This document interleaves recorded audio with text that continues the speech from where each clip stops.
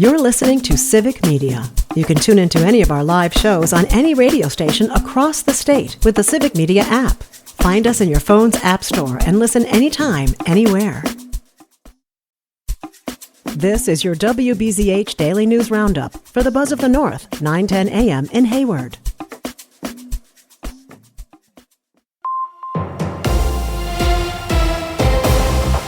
For WBZH News, I'm James Kelly. The Bad River Band of Lake Superior, Chippewa recently celebrated the completion of an expansion project at the Bad River Health and Wellness Center. Community members gathered for a ribbon-cutting ceremony for the expansion on July 18th, marking the end of the 65,000-square-foot expansion. The $32 million project saw the addition of office and clinic space for a variety of uses, including physical therapy, chiropractic services, and dental and vision care. The expansion project also included a new gym, pool, and workout area. A Hayward man previously convicted in Washburn County for stealing catalytic converters has now been sentenced in Sawyer County as well. 37-year-old Nathan Conover was convicted of multiple misdemeanor theft charges after attempting to sell suspicious catalytic converters to the owner of a junkyard in 2023. Authorities later determined that the catalytic converters had been stolen from transit buses, and DNA evidence connected Conover to the thefts. He was sentenced in Washburn County in March and Sawyer County last week. The Barron County Sheriff's Department is asking potential victims in a sexual abuse case to come forward. 82-year-old Robert Karstensen is currently facing multiple charges of sexual assault and child enticement in Eau Claire County. While those charges are Eau Claire related, the Barron County Sheriff's Department believes they found evidence that there may have been additional victims from the Chetek River campground between 1994 and 1998. Law enforcement authorities in Eau Claire are also asking any potential victims from the area to contact them.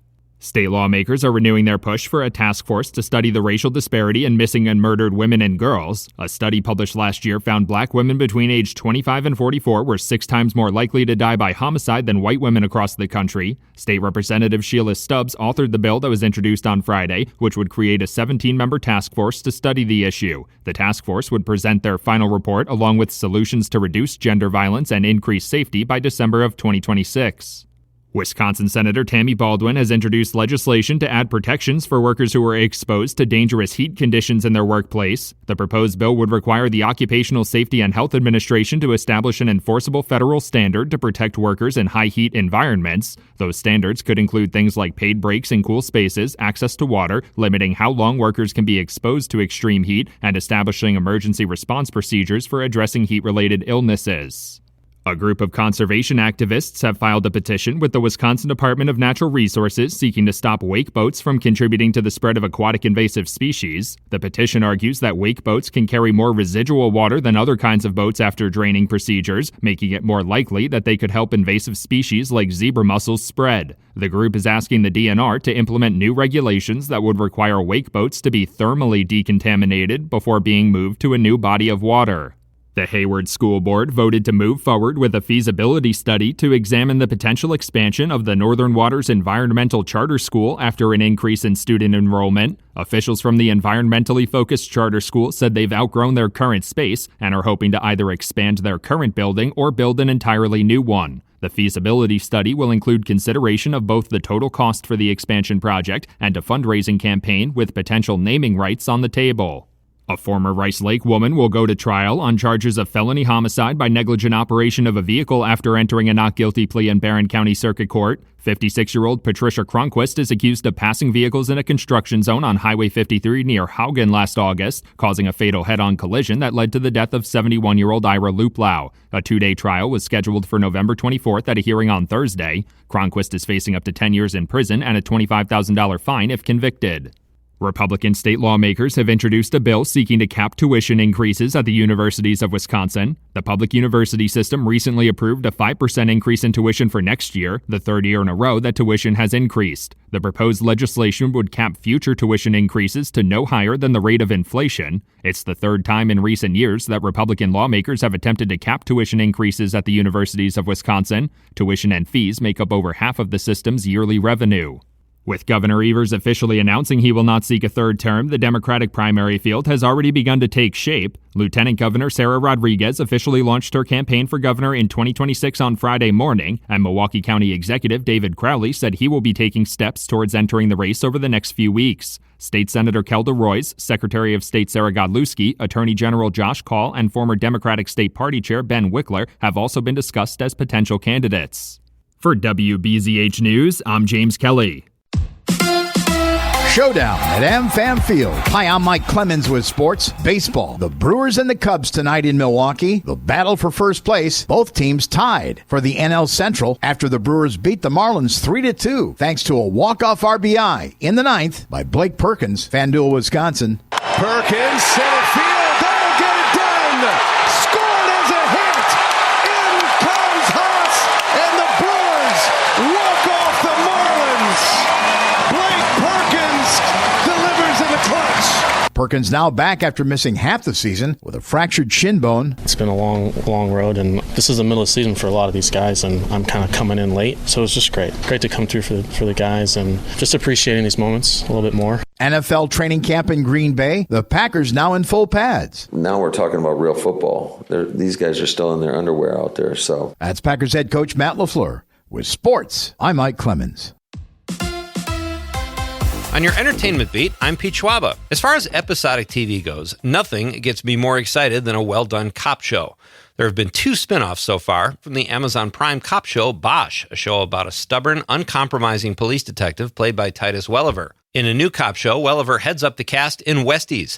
According to Collider, Welliver plays Glenn Keenan, a Vietnam vet and gritty beat cop. The story is set in the early 80s in Hell's Kitchen in New York and follows the Westies, a real-life Irish street gang, as they try to carve out a piece of the action despite being a much smaller force than the Mafia's 5 families of New York. Welliver calls his character deeply corrupt and very dark, but also nuanced. Joining him in the cast are J.K. Simmons, Tom Brittney, Jessica Francis Duke, and just added additions Sarah Bolger and Stanley Morgan. The Westies will drop on MGM Plus sometime in 2026. Phineas and Ferb are coming back in 2026. Season 5 is currently on the air, but it's being called a revival. At Comic-Con last week in San Diego, the producers celebrated said revival of the Disney show, which launched 10 new episodes June 5th, and announced that the next batch of episodes will drop next year. Phineas and Ferb debuted in 2007, but went off the air in 2015. The USA Network has announced it has canceled Resident Alien, despite the show carving out a nice following over its 4 seasons. The announcement was made right before the season 4 finale last week. The sci-fi comedy is about an alien who is also a doctor in a small town and tries to conceal his identity. The show is based on a book of the same title. Executive producer Chris Sheridan says he wasn't totally caught off guard by the surprise, and for what it's worth, says the season 4 finale episode is his favorite of the whole series. During the recent SNL 50th anniversary show, Dan Aykroyd was a notable absence. He has finally come forward with why he did not attend the celebration broadcast. Putting it very simply, the 73-year-old Aykroyd said he wanted to sit with his family and eat his own popcorn while he got to watch the nostalgic fun. South Park creators Trey Parker and Matt Stone went there in the season premiere of season 27.